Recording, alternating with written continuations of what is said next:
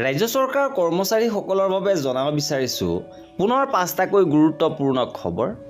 ৰাজ্যৰ কৰ্মচাৰী, শিক্ষক, টিউটৰ, আশা, অংগনবাড়ী, ৰন্ধনকৰ্মী সকলোৰে বাবে পুনৰ কেইবাটাও গুৰুত্বপূৰ্ণ খবৰ আহিছে। ৰাজ্য চৰকাৰে গ্ৰহণ কৰিছে ডাঙৰ সিদ্ধান্ত। অধিসূচনা প্ৰকাশ হৈছে কেইবাটাও বিভাগৰ পৰা। সবিশেষ আপোনালোকক জনাব বিচাৰিছোঁ। ভিডিঅ'টো প্ৰথমৰ পৰা শেষলৈকে চাই থাকিব। জনাব বিচাৰিছোঁ আজিৰ প্ৰথমটো গুৰুত্বপূৰ্ণ খবৰ। চৰকাৰী পুৰুষ কৰ্মচাৰীৰ বাবে আহিছে বৃহৎ সুখবৰ। চৰকাৰী পুৰুষ কৰ্মচাৰীৰ বাবে পিতৃত্বকালীন ছুটী ঘোষণা কৰিছে ৰাজ্য চৰকাৰে। দৰমহাসহ মাতৃত্বকালীন ছুটীৰ সুবিধা চৰকাৰী ছ'চাইটি আৰু ৰাজহুৱা খণ্ডৰ প্ৰতিষ্ঠানসমূহৰ কৰ্মচাৰীলৈ সম্প্ৰসাৰণ কৰাৰ কথা ঘোষণা কৰিছে। চৰকাৰী কৰ্মচাৰীসকলৰ বাবে 2 সপ্তাহৰ বাবে পিতৃত্বকালীন ছুটী ঘোষণা কৰা হৈছে। মুখ্যমন্ত্ৰী মহোদয়ৰ মন্তব্য আপোনালোকক শুনাব বিচাৰিছোঁ। আৰু এটা নতুন আমি কাম হাতত লৈছোঁ যে সন্তান জন্ম দিয়াৰ পিছত মেটাৰনিটি লিভ পায়, কিন্তু পেটাৰনিটি লিভ অসমত নাছিলে। মাকগৰাকী হস্পিটেলত থাকে প্ৰথম 6 দিন 7 দিন।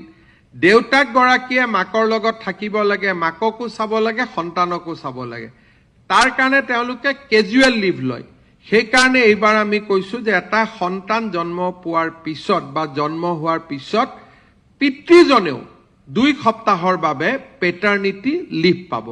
আমাৰ ৰাজ্যৰ কৰ্মচাৰীৰ বাবে ই আৰু এক সুখৰ বাতৰি। আমি অসমখনক আগবঢ়াই লৈ যোৱাৰ ক্ষেত্ৰত ই আৰু এক সুখৰ বাতৰি।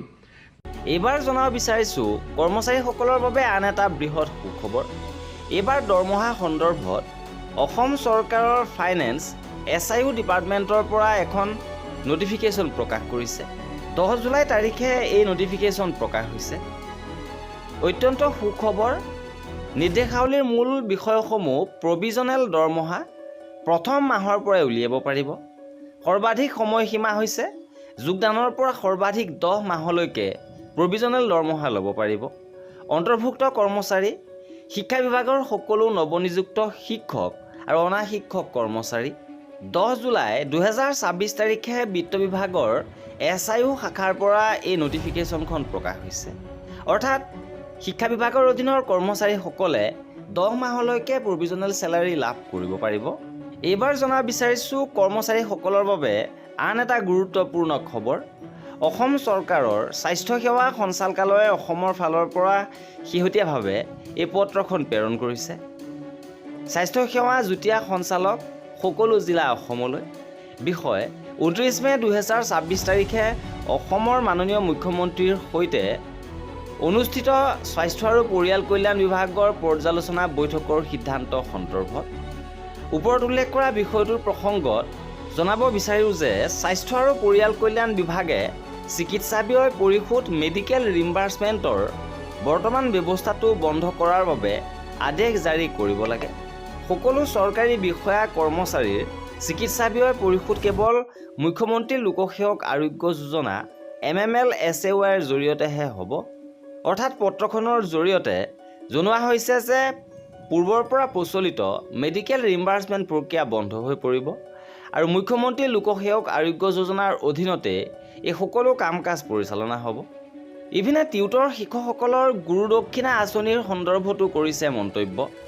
চৰকাৰৰ ফালৰ পৰা জনাইছে যে গুৰু দক্ষিণা আঁচনিৰ বাবে আবেদন কৰিছে 15,000 শিক্ষকে। পৰীক্ষা নিৰীক্ষাৰ পাছত নিৰ্ধাৰিত পুঁজি মুকলি কৰাৰ প্ৰস্তাৱ লোৱা হৈছে।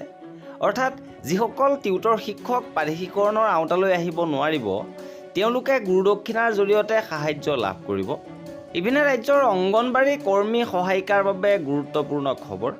অংগনবাড়ী কৰ্মী সহায়িকা সন্থাৰ বৃহৎ ঘোষণা।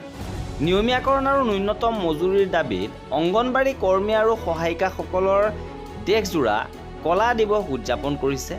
অসমতো ব্যাপক সঁহাৰি। 10 জুলাই 2026 তাৰিখে CITUৰ অন্তৰ্ভুক্ত অংগনবাড়ী কৰ্মী আৰু সহায়িকা ফেডাৰেশ্যনৰ আহ্বানত 10 জুলাই তাৰিখে সমগ্ৰ দেশৰ লগতে অসমতো অংগনবাড়ী কৰ্মী সহায়িকাসকলে কলা দিৱস পালন কৰে। মূলতঃ অংগনবাড়ী কৰ্মী আৰু সহায়িকাক নিয়মীয়া চৰকাৰী কৰ্মচাৰী হিচাপে স্বীকৃতি দিয়া, ন্যূনতম মজুৰিৰ দাবীত প্ৰখৰ ৰ'দকো নেওচি পুৱা 10 বজাৰ পৰা 1 বজালৈ উত্তপ্ত শ্লোগান দি অসমৰ সকলো জিলাৰ প্ৰকল্প কাৰ্যালয়বোৰৰ সন্মুখত কলা কাপোৰ পিন্ধি ধৰ্ণা কাৰ্যসূচী ৰূপায়ণ কৰে। এই প্ৰতিবেদন লিখা সময়লৈকে অহা খবৰ অনুসৰি কাছাৰ, তিনিচুকীয়া, ডিব্ৰুগড়, শিৱসাগৰ, চৰাইদেউ, যোৰহাট, মাজুলী, গোলাঘাট, নগাঁও, হোজাই, ধেমাজি, লখিমপুৰ, বিশ্বনাথ, শোণিতপুৰ, দৰং, ওদালগুৰিকে ধৰি অসমৰ প্ৰায় সকলো জিলাৰ অংগনবাড়ী কৰ্মী সহায়িকাই অংশগ্ৰহণ কৰিছে। কৰ্মী সহায়িকাসকলে প্ৰকল্প কাৰ্যালয়ৰ সন্মুখত অংগনবাড়ী কৰ্মী আৰু সহায়িকাসকলক নিয়মীয়া চৰকাৰী কৰ্মচাৰী হিচাপে স্বীকৃতি দিয়া, মাননিৰ সলনি মজুৰি প্ৰদান কৰা, FRS প্ৰামাণিকৰণৰ বাধ্যতামূলক ৰূপায়ণ পুনৰ বিবেচনা কৰা, দীৰ্ঘদিন খালী হৈ থকা কৰ্মী পদৰ উপযুক্ত দক্ষতা থকা সহায়িকাসকলক কৰ্মীলৈ পদোন্নতি কৰা, মুখ্য সেৱিকাৰ 50% পদত কৰ্মৰত কৰ্মীক পদোন্নতিৰ জাননী প্ৰকাশ কৰি নিযুক্তিৰ ব্যৱস্থা কৰা, অৱসৰ গ্ৰহণৰ এমাহৰ ভিতৰত এককালীন সাহায্য আদায় দিয়া, কেন্দ্ৰসমূহৰ শিশুৰ শৰীৰৰ প্ৰতি যত্ন ৰাখি তথা বাঢ়ি অহা গোলকীয় উষ্ণতাৰ প্ৰতি লক্ষ্য ৰাখি বিভাগীয় কৰ্তৃপক্ষই গ্ৰীষ্মকালীন ছুটিৰ ব্যৱস্থা কৰা, প্ৰতিটো অংগনবাড়ী কেন্দ্ৰৰ ঘৰ উন্নত আন্তঃগাঁথনি সম্পন্ন আৰু বিজ্ঞানসন্মতকৈ নিৰ্মাণ কৰাৰ ব্যৱস্থা কৰা আদি শ্লোগানেৰে উত্তাল কৰে।